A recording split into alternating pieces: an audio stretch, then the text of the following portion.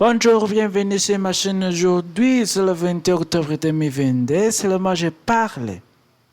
Après un podcast de France Culture. La grande peste, la prendre une tease, 7e épisode. Écrire après la peste. Ça commence tout de suite. Je retournerai encore si ça commence. C'est parti. Salut, je suis Massou Abril, je suis Harry de Venise, au Brésil, oui, avril, 23h30. Et je suis faire une deuxième lecture de la première nouvelle du Décameron. La Grande Peste, le Printemps une Tuse. Cet épisode, écrire après la peste. Je suis confiné à Favori chercheur en Touraine, il est 7h30.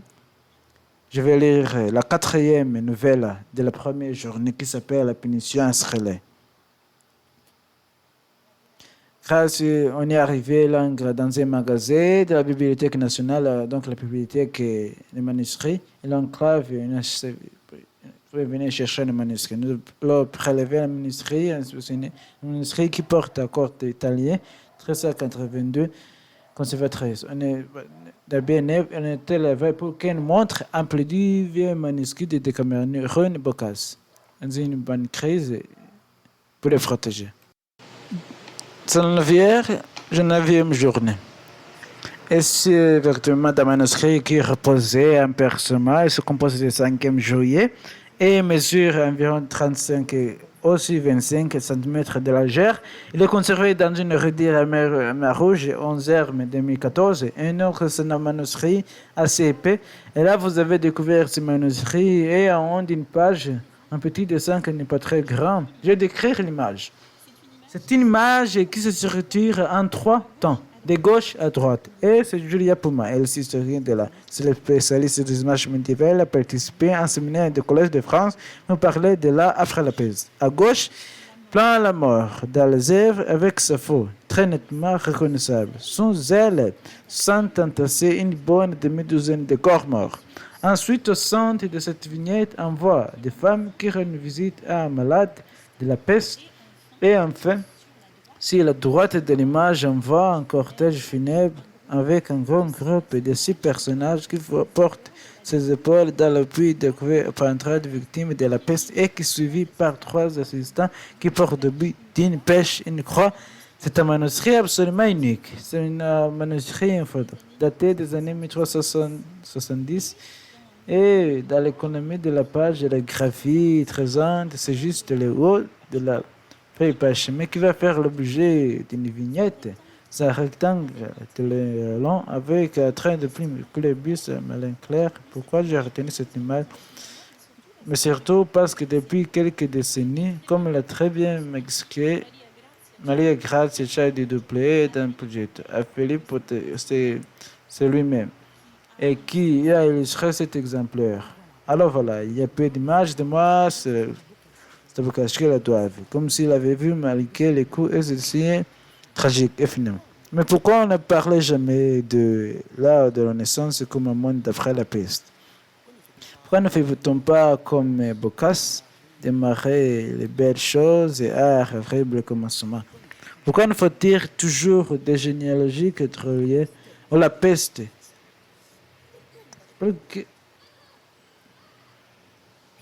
Je reconnais que le présent tournage peut être pénible en rire.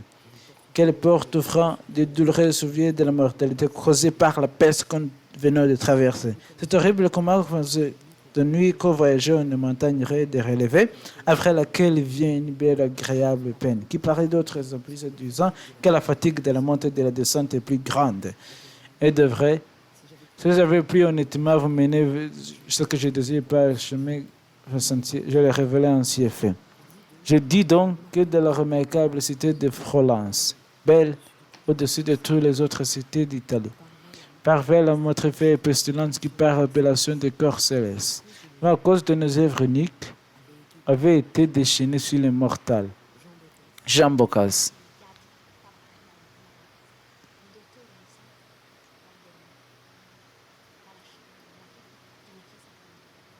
En tous les cas, si cette petite image est un brume, je me reconnais assez bien. Mon crâne qui émerge d'une tunique, je plante des cadavres impunis sans elle. À côté de je connais un malade qui a connu sans doute, c'est doit être lui qui se met en tête sur l'image suivante. Mais ce sont très attribués à Boccace parce que ça doit dire que la population du texte à Boccace. Est-ce que c'est lui qui tient la plume, est-ce que c'est lui qui, dans tous les cas, l'auteur, aurait la trace, et lui, il a souhaité visualiser aussi cet événement qui est tragique, mais qui génère, en fait, la possibilité de commune existence. C'est le complexe de survivant. Qui est pourquoi moi je suis survécu, alors que tout le monde, tout le monde est mort. Alors, pour justifier le scandale que je sois encore en vie, il fallait quelque chose qui soit exceptionnel et qui justifie voilà le fait que je reste parmi les vivants. Et je trouvais ça touchant, bien sûr, qu'il y a donc une visualisation de ce trauma. Ça nous ramène à ses parents. C'est pourquoi je vous ai proposé qu'on commence cette image, parce qu'il y en a si peu. Il a du mal à trouver sa place et une narration. Lui, cette scène est à midi. Cette année, il donne à cause de Petra Kalochiches. Il a travaillé sur la question de la peste avec Patrick Boucherot. C'est pour ça qu'on avait le VAR. À tous les parallèles avec les situations contemporaines, nous voulons traverser presque des années de pandémie mondiale. Et du point de vue des représentations, par exemple, ces derniers temps, c'était sensible sur la question de la production des séries sur les plateformes comme Netflix pendant la pandémie. Oh, ces séries ne donnent quasiment aucune place visible à la pandémie autant que la fiction. Par exemple, les masques familiers pour nous, là, c'est un objectif marginal visuellement. Qu'imagine qu'il y a des milliards de gens qui, de 18 mois, si dans 100 ans, ne disposent que, par exemple, des séries télévisées qui ont été produites, qui ont été diffusées après la pandémie, en fait, on ne verra quasiment pas les masques. Le fait soyant, c'est quand même que l'expression de la peur, elle est différée, elle est médiatisée, elle est déplacée. Alors oui, c'est pas très grave chose, c'est pas très c'est la vie, on a été de voir parce que depuis l'année dernière, il donne les cours au Collège de France, de Cameroun, très 150. La peste n'est que l'horrible commencement pour dire précisément ce qu'elle est dans le prologue de l'œuvre, c'est-à-dire les conditions de production d'un texte qui ensuite ne parle plus. On appelle, pour se rassurer, on se raconte des histoires et ces vieux comme humanité retardent en fait les exécutions, retardent le mot pour se raconter une histoire de plus. Donc on a bougé, tremblé, on dirait au cinéma, qui nous empêche de vivre. C'est Hiroshima, c'est une sorte d'immédiate transposition ou alignement entre la catastrophe et le flash que c'est un suicide dans le cinéma, dans la littérature, qui ne se passe pas du tout. Et cet effet de latence, moi je le trouve absolument passionnant. Il s'est passé une année entière, une bonne partie d'une autre. Depuis que je ne peux faire quelque action, les mêmes prononcer une parole qui soit digne d'un homme. Cependant, un juge diligent pourrait peut-être m'en excuser, venant à considérer que ce n'est pas pour que vérité que je pleure, mais pour l'année 1348, année qui non seulement nous a privé, nous, de nos amis, mais le monde entier aussi de sa population. Et Boccace n'est pas le seul à se poser des questions. Il y a Guillaume de Machaut aussi, puis il y a Pétrarque. Pétrarque vit en fait entre la Provence et l'Italie. D'origine italienne, en fait, il a grandi par Pétrarque. En 1948, il a vécu à Avignon. Il est en Italie.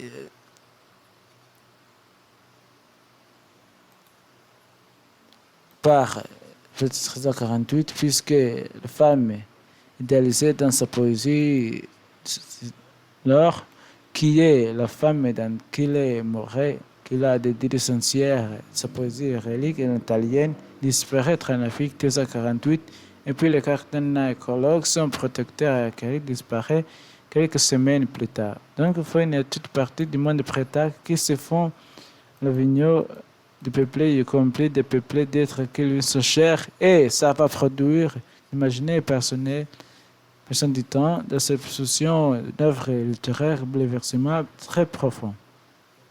Quand on t'a pu voir d'entre lieux semblables? Dans quel livre d'histoire on t'a pu jamais lire que des maisons étaient vides, des villes abandonnées, des campagnes occultes, des champs grands de cadavres, qu'une solitude immense et horrible couvrait toute la terre? Consultez les historiens et se taisent, interrogent les médecins interdits, demandent des philosophes et haussent les épaules, plissent le front et imposent le silence en étant un doigt sur leurs lèvres. Leur s'intéresse cette idée de la correspondance attendue comme recueil dans les années 1340 parce qu'on trouve et célèbre le manuscrit Cicéron. Il va le servir de modèle d'organisation de correspondance et il va à partir de 1348-1351 jusqu'à sa mort 1374 recueillir ses propres lettres. On a en fait une près de 600 lettres environ. C'est l'un des grands moments réflexifs de la littérature européenne. C'est-à-dire que ce moment il va utiliser la correspondance pour être une sorte de laboratoire de l'écriture de l'écrivain, qui est une sorte d'autobiographie à miettes. Et ce travail-là, il porte le son de la peste dès du premier livre de la correspondance s'interroge sur ce bouleversement finalement inventé sur le rouge. Que fait maintenant mon frère? Voilà que nous avons déjà presque tout essayé et nous ne pouvons pas tout quand l'attendre ou le chercher. Le temps, comme on dit, a agressé notre nos anciennes espérances ont été enseveries avec nos amis. L'année 1348 a fait de nous désormais soleils de fèvre. Ce dernier perte sont irréparables. Tout ce que la mort afflige est une blessure incurable. Ô camarades,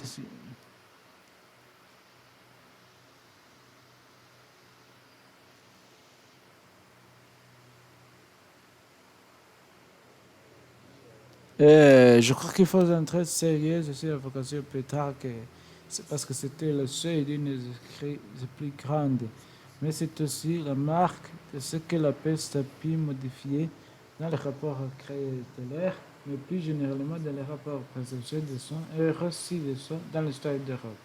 C'est-à-dire que la correspondance de Pétrarque, d'élaboration, d'une individualité artistique et littéraire qui en même temps, effectivement, cherche à entendre une forme d'universalité. Demande de la corruption, fit la mort, ici de sa cage. Quand depuis son siège, Dieu vit la corruption du monde qui vit partout si grande, aussitôt, sans plus attendre, elle sortit la mort de sa cage, sans frein, sans ride, sans lien, sans foi, sans amour, sans modération. Si fière et agresse, gloutonne et affamée, qu'elle te pouvait ni se cacher.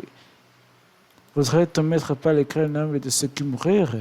Tous ceux qui sont, qui filent, qui viennent de Rome, ne pouvaient y arriver, quelque peine qui prise. Et ces sons ne pouvaient n'entendre, n'imaginer, ni penser, ni le dur, ni le représenter, ni le montrer, ni le coucher par les cris. Guillaume de Machon.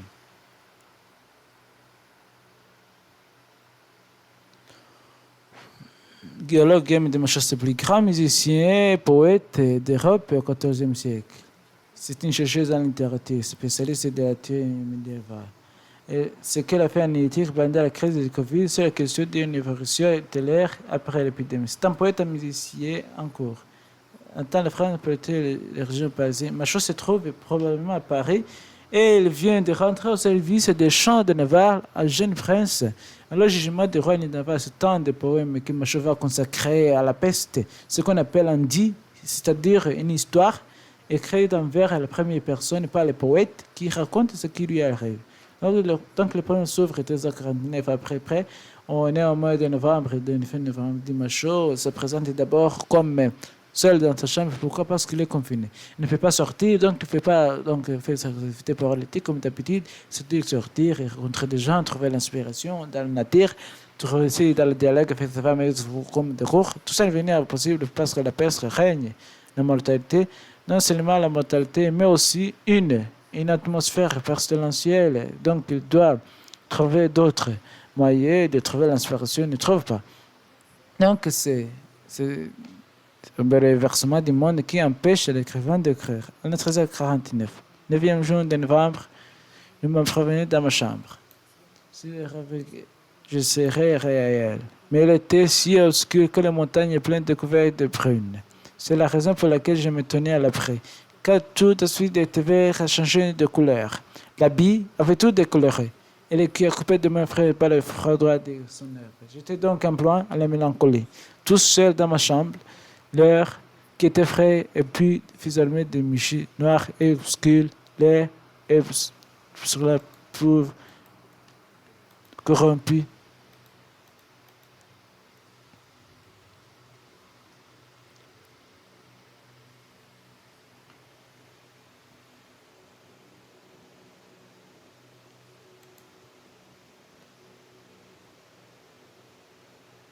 La fille, pour tout temps, ensuite des conséquences sociales, c'est l'épidémie, comme on dit à l'époque, c'est-à-dire c'est une famille, et les choses de bouleversement et la destruction de l'économie réaliste, mais aussi comme une sorte de cadre symbolique de l'anéantissement de la possibilité de créer la littérature, donc de faire la littérature. À partir de ce cadre réel, Macho va inventer un nouveau symbolique et après le temps, à un moment, ce chant la situation amoureuse bien un poète, mais à l'automne, il vient, la mort rôde, le poète n'a plus de voix, n'a plus de souffle, n'a plus personne autour de lui et commence à composer. C'est ça la question qu'on pose la peste. Tout va changer, c'est-à-dire que la femme n'est plus difficile à conquérir, elle est morte. Donc, c'est radical. On a écrit des chansons pour elle et on a écrit des épitaphes. Grave sur sa pierre tombale, deux regrets, mais le poète lui-même, alors les parents s'imaginent comme une sorte de mort vivant. Vieux, vieillissant, comme François Villon, à peine 30 ans, crée un testament. Donc, quand on est jeune, quand on se vit comme vieux, on vit comme malade, et on vit comme un film, un des autres reporters, comme un fichitage qui explique qu'il est chauve, il est beau, les maladies, boite, sa santé. Chancel, évidemment, n'est plus du tout en mesure. Et du coup, la pensée même d'artillerie ne peut plus être imaginable de la chanson, de la voix, de l'inspiration vivante, mais plutôt de la culture, de quelque chose à faire seul. De sa chambre, la nuit, l'hiver, le premier, puis on compose plus de chansons, on compose c'est à distance, on est confiné chez soi. L'intérêt, c'est désormais. Donc, si on veut le retraire, on va imaginer des poésies lettres plutôt que des poésies chansons. La littérature, c'est des chants. Et c'est pas un hasard si Guillaume de Machaut est René poète musicien. Et dans les religieuses expressions françaises, on s'est revendiqué être reconnu comme tel. Après lui, les écrivains, on se dirait écrivains. Finalement, ça me flatte un peu tout ça, d'avoir donné une nouvelle voix aux écrivains, d'avoir chanté le monde et d'être le début de quelque chose de neuf. Je pense que c'est une rupture qui est très largement inconsciente, mais en revanche, qu'elle fait le temps d'être de changer. Et qu'il fallait de nouvelles formes, un contenu de nouveau. Ça, ça veut dire que finalement, on est face à des temps nouveaux. C'était des nouveautés, des mots nouveaux est un mot très négatif dans la tradition médiévale qui c'est une nouvelle coutume, une nouvelle gens, de nouvelles habitudes, c'est toujours négatif. Mais c'était cette perception qui a déjà un nouveau, qui inquiète inéluctable, que ce nouveau va falloir l'approprier. Pas des formes qui sont des formes de la vie sociale, qui sont aussi des formes d'imaginaire, qui va par exemple littéraire. Ça, c'est une idée très forte qui, je crois, liée justement à la perte pour les écrivains, quelques bocasses.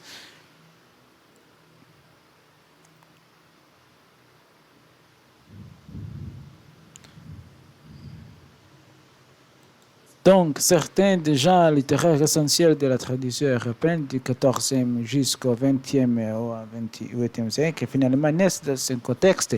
Ils font rupture dans cette imagerie avec, c'était la littérature de ce qu'est le précédent, qu'on appelle le Moyen-Âge. On passe après la tradition médiévale de trouver près d'eux, on quitte la jeunesse des poètes, on quitte l'amour des femmes, on quitte une littérature qui s'était imaginée sur du printemps.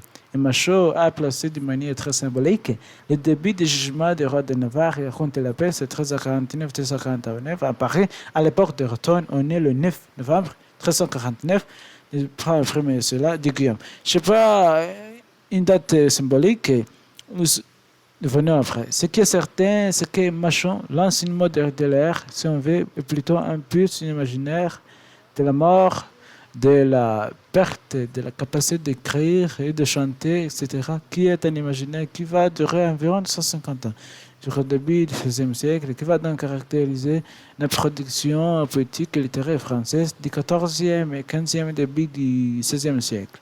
Boccace, c'est tout à fait différent. D'abord, dans le Cameroun, il n'y a pas vraiment, d'après, on est dit dans le prologue, mais jamais on dit ce qu'est devenu le monde après la peste. On ouvre un espace de possible, il y a peste, pendant ce passé, les femmes ont été libérées, d'un point de vue de la parole, d'un point de vue du sexe, un dialogue nouveau s'est créé.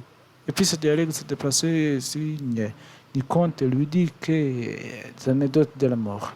Dans des conditions privilégiées, des utopies à l'extérieur du monde. Donc l'après-peste pour Boccace, c'est l'utopie.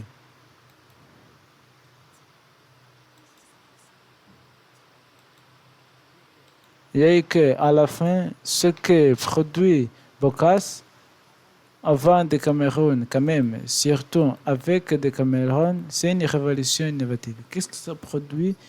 Ça produit le développement de nouvelles, un nouveau genre littéraire. N'importe les nouvelles de Cameroun, c'est une manière, ce qu'on va appeler la nouvelle, c'est une nouvelle qui vient de l'avenir. Donc, c'est la mise en récit de l'événement en cours. Et l'événement en cours provoqué, c'est la dernière catastrophe en bas. C'est la peste. Et donc, en règle générale, on dit de Boccace qu'il est d'écrire la peste dans son prologue et qu'ensuite il se parle d'autres choses. Et il faudrait suivre le sillage de la peste dans toute l'œuvre.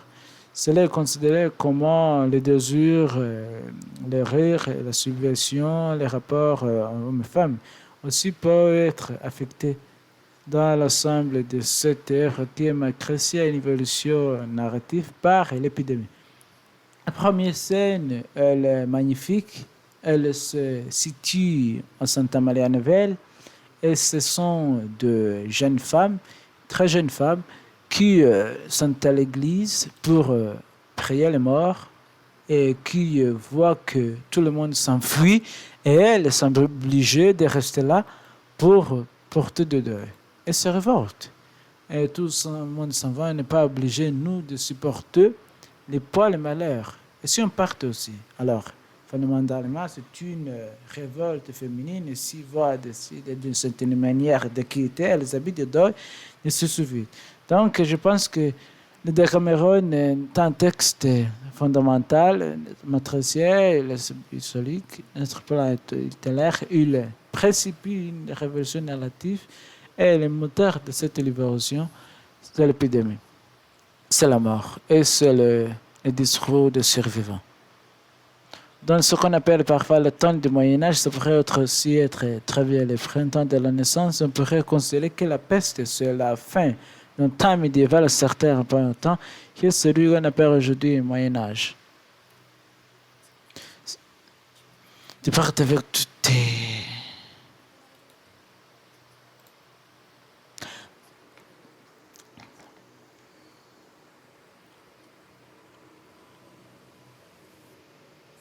Ça voudrait dire que le Moyen-Âge n'aurait pas connu la peste. Il finirait en plein été avec le troubadour des automnes, alors que la Renaissance, elle, va commencer par une dure finesse terrible. Et tout ça par notre mise, moi, notre l'identité que les savants divines et héros vous acharnez établir 400 ans plus tard. Merci à Etienne Heim, Patrick Boucheron, Estée Doudet et Garcia de Pastore. Merci aussi au département des manuscrits de la Bibliothèque nationale. Lecture Sarah Chemet et extraction Marahet, documentation Antoine Vigos, présentation Yves Vélos, Christophe Fapon et Gilles Garon, mixage Eric Bossé, écrire après la peste, un documentaire de Perrine Cavreau réalisé par Anne Pelez. Merci aussi d'avoir suivi sur cette chaîne. J'espère que vous allez donc vous abonner sur ma chaîne. Vous pouvez écouter le vrai podcast original sur France Inter, donc plutôt France Culture, où vous pouvez vous rendre sur la description, cette description va vous rendre chez Apple TV, chez Apple Podcast plutôt, Et ça vous aidera à écouter ce podcast plus facilement et plus... J'espère que vous allez la trouver très belle, cette podcast de... Cette podcast de France Culture, la grande peste, apprendre une tuse à la 7e épisode à écrire après la peste. Merci aussi à vous avoir suivi moi. J'espère que cet podcast vous apprécieriez de l'écouter. Alors, je vous laisse. À bientôt. À tout à l'heure. Ciao.